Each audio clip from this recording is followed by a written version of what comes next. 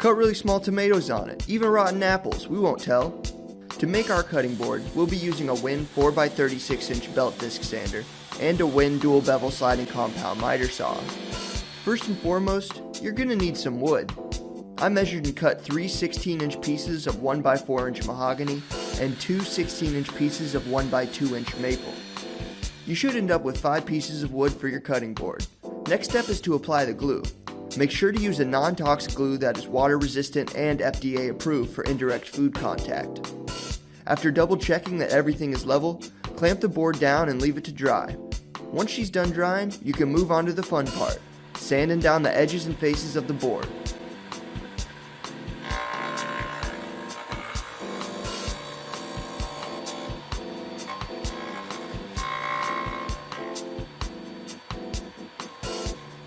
I started with the disc on our belt disc sander to round out the corners of the board. Once they are nice and round, I moved on to cleaning up the faces with the sanding belt. Always move your workpiece around, as leaving it in one spot for too long may make your final product uneven. For simple cleanup, attach a Win dust extractor to your belt disc sander to keep the sawdust from going too wild. Finally, I rounded out the edges of the board. Both the corners and sides can be a little frustrating to sand, but with some practice, creating rounded edges becomes fairly easy. Once everything is nice and round, you can do a once-over on the project with some extra sandpaper and elbow grease to make sure those corners and edges are nice and smooth. Finally, pick your favorite food-safe finish and apply a few coats to the cutting board. Again, make sure the finish you use is food-safe, since it will be coming in direct contact with your food. So there you have it. That's how to make a cutting board.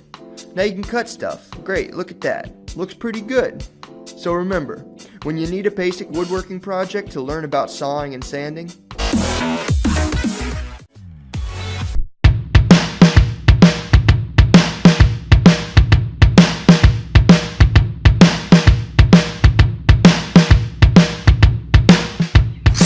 the Match Fit Dovetail Clamp from Microjig will revolutionize the way you work with wood. This little clamp is unlike any clamp you've ever seen, and it's the only one of its kind. Its unique shape opens a world of applications that'll make your shop more functional.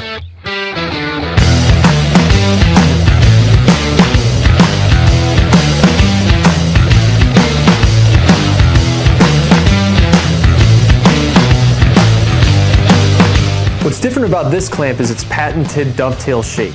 With just a standard 14-degree half-inch dovetail router pit, you can essentially replace the need for expensive T-slots throughout your entire shop and make everything in it more versatile.